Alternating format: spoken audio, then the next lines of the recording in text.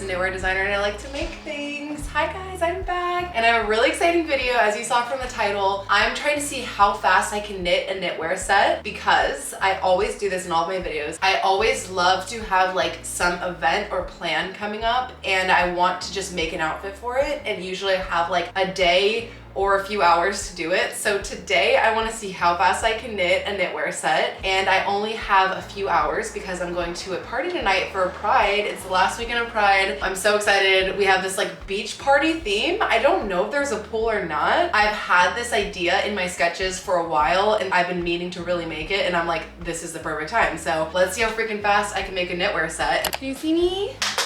Struggling. Okay, so just to start off, let me show you the sketch. Oh my god, I'm so excited. It's gonna be perfect. This is what I want to make. So it's like a mesh ribbed maxi skirt and top set. It's going to be like see-through, obviously, as you can see, and I just did some test swatches to sort of like nail down how I'm gonna achieve this technique, and this is what I have come up with. Oh, it's kind of hard to see. You can see it better with my hand there, but this would be like a 3x1 ribbing basically, and if I didn't mention it already, I'm using a knitting machine in this video, a Brother KX350. So this is a ribbing that's been achieved on that knitting machine, and you can see it's like 3 normal stitches and then 1 dropped stitch basically, and it sort of creates like a ribbing effect, but it creates like sort of a see-through effect too, which is like exactly what I'm going for. You can kind of see it'll be like see-through somewhat. I also tried a sort of like dropped stitch version. So this is actually drop stitch. So basically I knitted like 40 rows and then I dropped every 3rd stitch. Oh, does this look better? Now I'm second guessing myself in the camera. This is actually sort of like having a more dramatic effect, which I like. But yeah, so that's technique. And I already figured out the amount of stitches I need to cast on. And what I'm gonna do for this project is actually just gonna be straight rectangles, because knits are stretchy. I'm gonna add a waistband. So it's gonna be hopefully like somewhat form-fitting, but very straight and basic. And that's just the only way I know how to achieve like this ribbed effect. I don't know how to add or subtract with the ribbing effect yet, and I don't really have a lot of time to think about it. So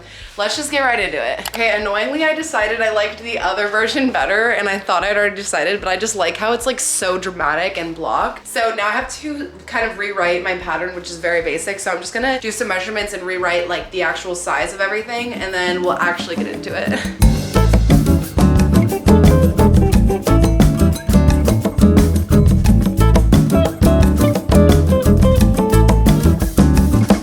Listening to this album, it's literally so good. So I just finished casting on the waist yarn, which if you don't know, the waist yarn is throwaway yarn you use to make the cleanest edge possible on your finished piece. So I just finished casting that on. Also, by the way, this is the yarn color I'm using. It literally is identical to the sketch. I'm so excited. And now I'm just gonna go in with my body color. Let's do it.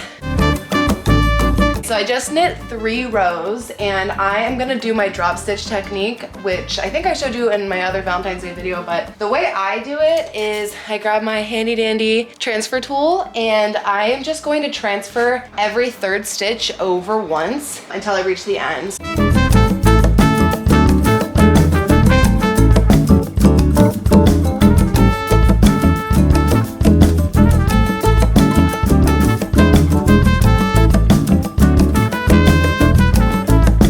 Saw me, I transferred every 3rd stitch, and then I just knit a few rows, and you can kind of see here that there's like little holes. I do the stitch transfer so that when I drop all of these stitches to create that ribbing effect, they won't just drop into oblivion until like the end of the panel and just like open up. I guess that's fine,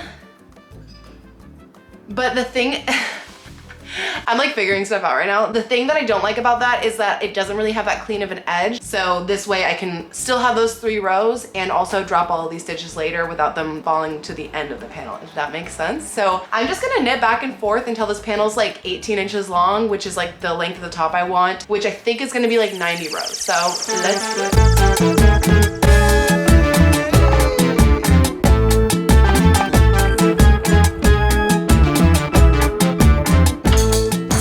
Okay, hi, so I just finished 90 rows. As you saw, it's only about 10 inches, but when you do the drop stitch method, the panel actually gets a lot longer when you drop all the stitches. So with the math I did from my other swatch, this is kind of like what I think is gonna be the right length to be 18 inches. So now I'm just gonna literally drop every 3rd stitch. Let's do it! Seguimos adelante al amanecer.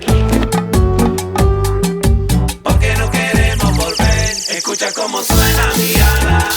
Hi friends, so I just casted this off as you guys saw, and I'm literally already excited because it looks so cute already. Like, shut up, shut up. It's gonna be perfect. I love the thick vertical stripes. I don't know why it feels like so chic. Maybe it's gonna be a little short. We'll see. So this is gonna be the front panel. I'm gonna do the skirt panels now with you guys, and then I'm gonna do like the other half of both off camera. So let's do it.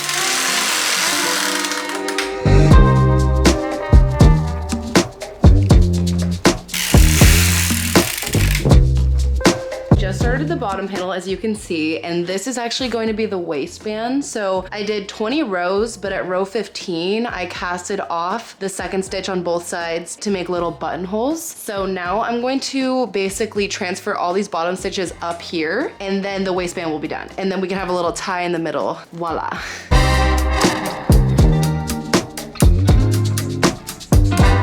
I just finished doing the ribbing part, and now I'm gonna drop every third stitch again, and then we're just gonna knit back and forth and then cast off. So let's do it. Oh wait, sorry, I'm not dropping every stitch. I'm actually transferring every third stitch. Let's do it.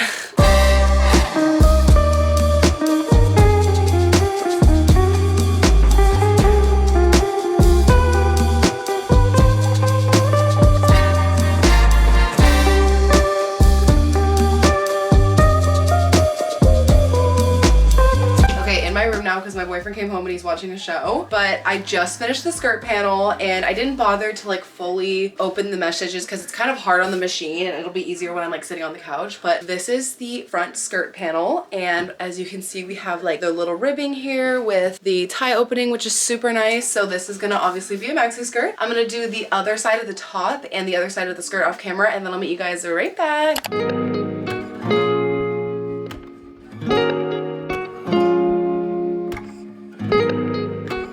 One side's done, other side's done.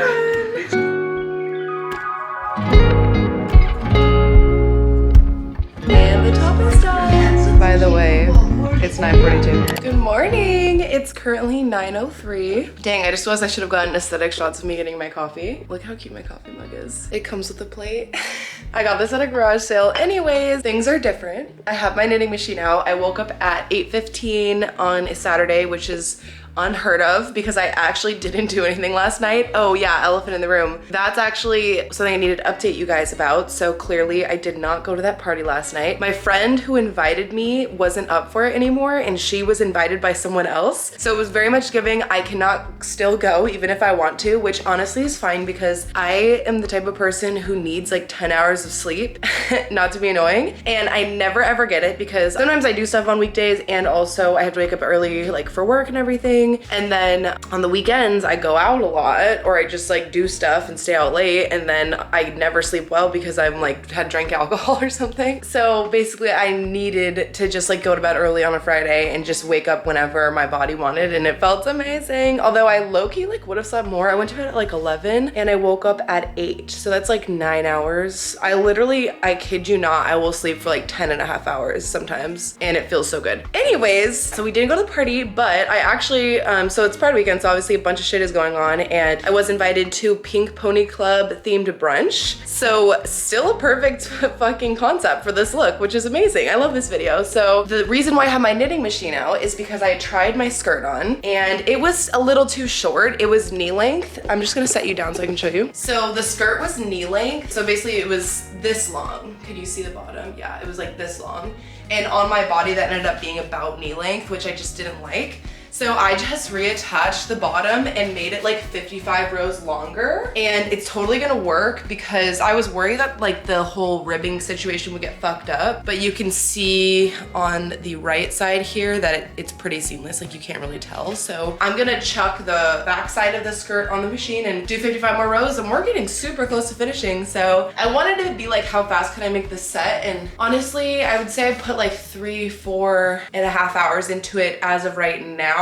So let's see what I can do. A father figure or anything like that. I love them.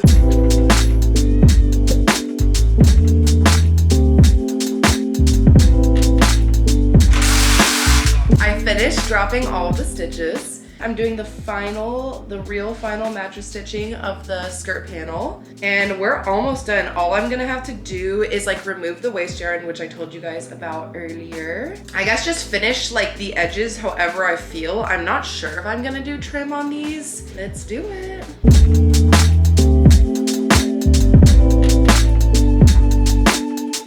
Ignore my messy room, but okay, skirt update. So this is the perfect length. It was totally worth it, and I don't think you can even tell where I added more rows. Clearly the skirt's see-through. That was kind of the point. I am going to do the finishing touches off camera, and then I'll meet you back looking way better for the final reveal. Bye! It's reveal time! Oh my god, guys! This is the final look. I'm kind of obsessed with it. This is probably my favorite thing I've made in a video ever. Like, look how cute it is. I'm wearing a bikini under it.